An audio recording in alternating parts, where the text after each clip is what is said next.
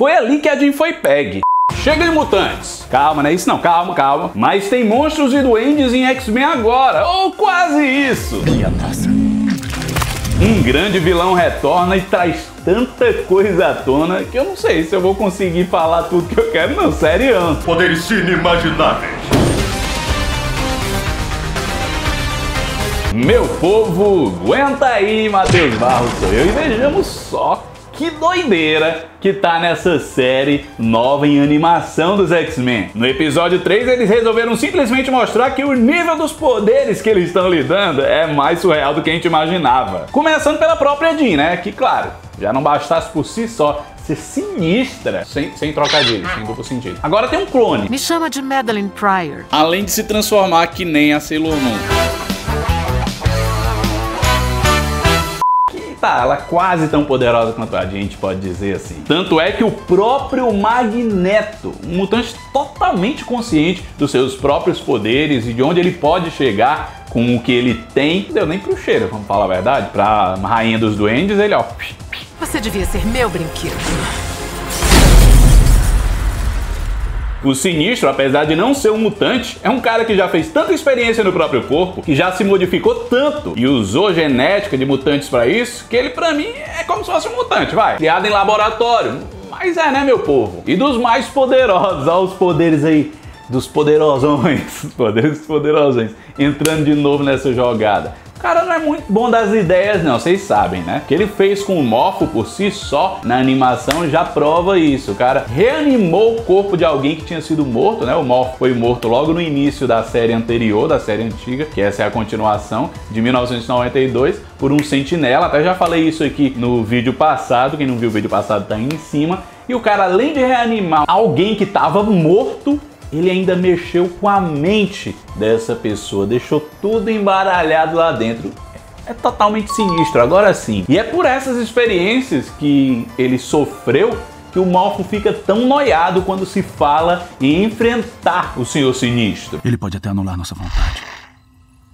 Eu sei bem disso. Pela própria animação aqui, basta ver o quanto ele implica com o Ciclope. A vida toda ele persegue esse cara, persegue a Jean, né? Ficou noiadão, principalmente porque ele se achava tão pica das galáxias, tão o cara que era imbatível, o imortal, que quando ele percebe que o raio do Ciclope atinge e fere ele de verdade, fica paranoicozão. Paranoicozão. Desculpa.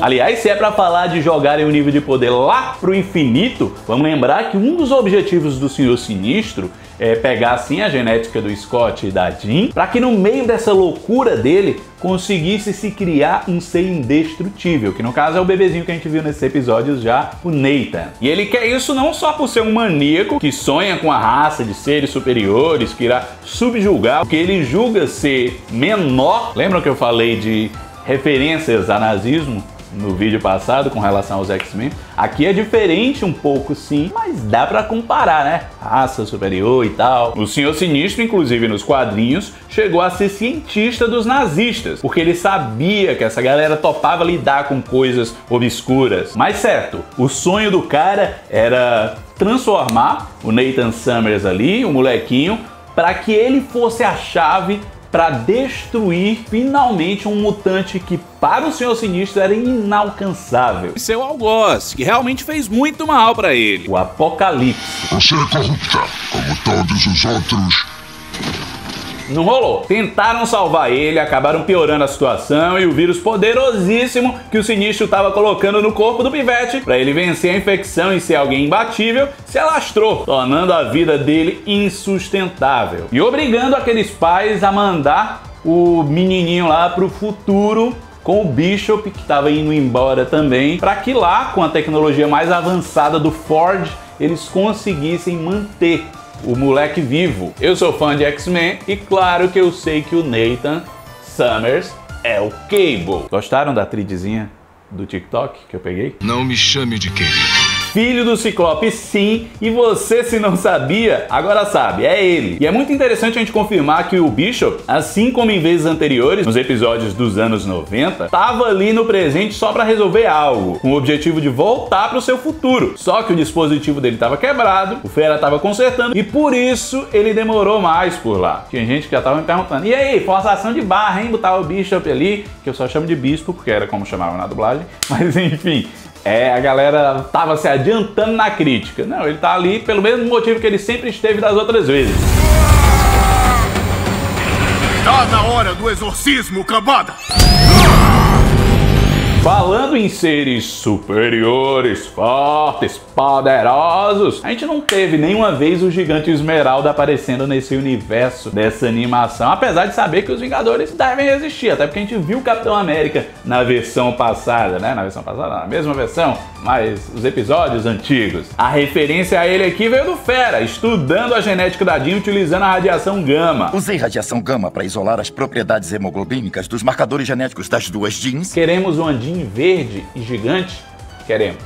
Obrigado, viu, Marco? Enfim, o Forge, hein? Que a gente viu várias vezes no futuro nesse universo da animação, sempre do lado do corpo ali, não do corpo, foi mal, do esqueleto de adamantium do Wolverine, que é o que sobrou do corpo dele no futuro, na verdade. Sempre lá, prevendo as tragédias que acontecem no passado e guiando o Bishop para as viagens no tempo. Agora a gente vê o cara no presente, né, que é onde se passa a trama principal, pelo menos, e que antes tinha sido pouquíssimo explorado, ainda mais interagindo com a Tempestade. Meu nome é Forge, Tempestade. Um velho amigo de Charles Xavier. Eu gostaria de te ajudar a recuperar o que você perdeu. Se isso não é ouro pros fãs, é o quê? Prata? Era de prata? Era de ouro. A ligação foi perfeita e só mostra como a equipe dessa série estava preocupada cada vez mais em fazer referências às histórias dos quadrinhos. Fizeram várias, com as roupas da vampira se agarrando com o Magneto, a Shard aparecendo, que aqui no Brasil chamam de Lasca, né? A irmã do Bishop, que também pouquíssimo deu as caras antigamente. Você me abandonou, Bishop. porque ela morreu por ele no futuro. Teve muita referência, né? A magia aparecendo, todo mundo tremeu, não tremeu não? Eu sou o poder!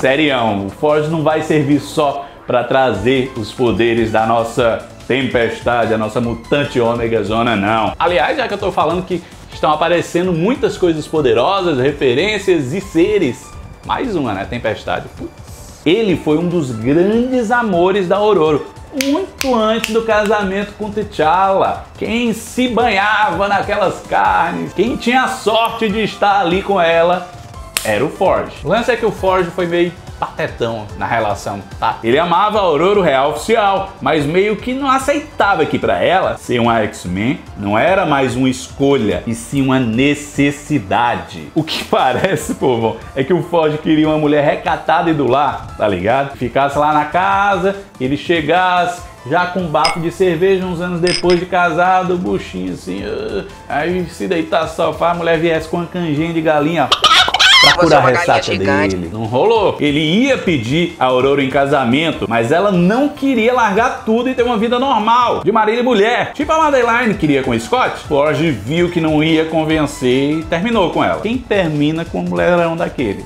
Sério? Eu não sei se vão relatar isso na animação. Não porque ela não seja profunda, mas é porque um tema como esse, para 10 episódios, acho meio improvável de aprofundarem, de tocarem realmente no assunto. Tipo, existem relações tóxicas de personagens que gostamos, machistas como a do Forge aí. Nem todo mundo é perfeito o tempo todo, ainda mais nos quadrinhos em que eles tentam ser bem mais realistas, acho eu. A Madeline Pryor, de fato, tem todas as ferramentas de uma vilã, mas ela sofreu muito vivendo como alguém que no fundo não era ela. Ou era? Ninguém sabe. Amando uma pessoa que ela não tinha certeza se era um amor real. E pior, nas HQs o Ciclope não é esse bom pai preocupado que mostraram. Nunca na vida. Eu não vou ser como o meu pai. Eu não vou abandonar o meu filho. Ele, depois que descobriu, começou a ficar ausente ele largou, deu um chutão na Madeline e no filho, deixou ela sozinha com o filho pra ir atrás da Jean Grey original. Rapaz, o cara foi comprar cigarro e não voltou. Acho belezura ter sido atualizado. Tinha que ser. Tem que mudar mesmo. A história original, povão, é de 1983, quando criaram a personagem. Coisas evoluíram, não a ponto da gente já ter se tornado mutante. Infelizmente, eu não tenho uma pele azul e ando pelas paredes, como eu sempre quis quando era criança, igual fera. Minha voz tá horrível, né? Tá o tempo todo falhando. Pigarrão. Mas a gente evoluiu de alguma forma. A personalidade do Scott é bem mais de um Capitão América da vida do que de um cara que não se importaria em largar tudo pra viver a vida do jeito que ele acha certo. Tipo, por conta desse abandono e da cabeça dela que já tava zoada pelo Sinistro, a Pryor faz um pacto com o Capeta. E o nome Rainha dos Duendes vem desse pactozão aí. A mulher já tava perturbada, ela já tava totalmente fora de si, com raiva do Ciclope. Aí, chapa. O demônio foi lá e atentou. Sua coisinha. É o coisa ruim. Existe. Era necessário botar todo esse negócio mais complexo e às vezes até estranho na animação? É lógico que não. Por isso que não botaram. Bota ela lá mostrando já os poderes psionicos, que são enormes, com referências, ela jogando os X-Men no inferno de Dante, como diz o Fer em referência à Divina Comédia, e pronto. Aí pronto. Todo mundo que conhece já entendeu e quem não conhece vai entender também. Eu sou a rainha dos duendes. Foi referenciado que ela tinha ligação com demônios, gerou cenas de ação diferentes, estranhosíssimas, mas muito legais, e mexeu com a mente de todo mundo que estava envolvido ali na luta. E ainda entregou um Morph todo safadinho pra cima do Wolverine. Você gosta dela? Logan, duas ruivas eram demais pra você?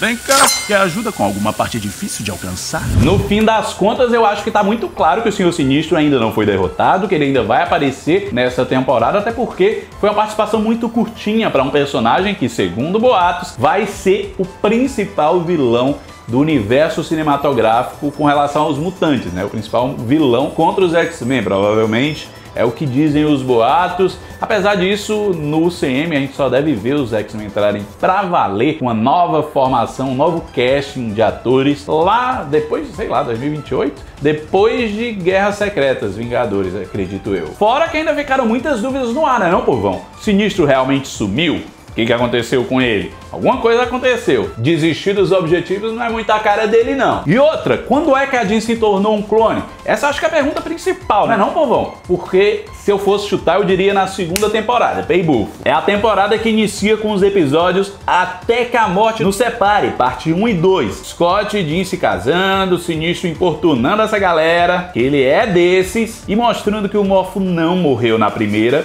por conta desse cientista doido. Ali, por si só, ele já estava querendo pegar o material genético daquele casal, apesar de dizerem que ele não consegue. Só que o Sinistro é o principal vilão dessa temporada 2. E nos episódios finais, Reunião, parte 1 e 2, ele esteve em posse da Jean pra fazer as experiências. Se for, olha o tempo que ela passou sendo clone. Temporada 3, 4, 5 e até a 6, o início, que eu acho que a gente pode considerar que é esse X-Men 97. Foi por isso que eu te fiz, te fabriquei. No meio disso teve Saga da Fênix, Fênix Negra e tanta coisa, mas tudo se resolve com um passe de mágica. Lógico que deve mexer muito com o casal, né, estremecer a relação Jean e Scott. Mas pra Jean como personagem foi resolvido com a questão do poder da mente. As mentes e as memórias delas meio que se cruzaram e se embaralharam. As duas lembram das mesmas coisas, aparentemente. É como se ambas tivessem vivido tudo, ou quase tudo.